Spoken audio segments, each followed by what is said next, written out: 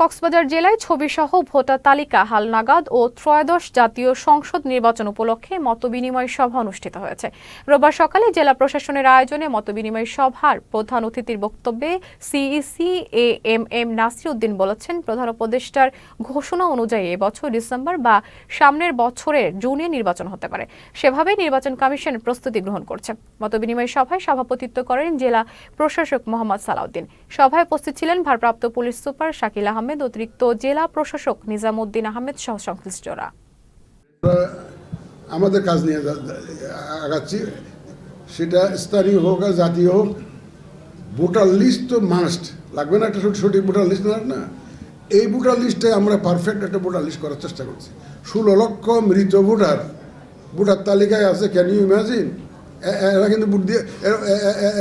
কিন্তু ভোট দিয়ে গেছে গত ইলেকশনে। কিন্তু খবর থেকে পত্রিকায় আপনারাই তো লিখছেন যে খবর থেকে এসে ভোট দিয়ে গেছে, এরাই খবর থেকে এসে ভোট দিয়ে গেছে এই 16 লক্ষ।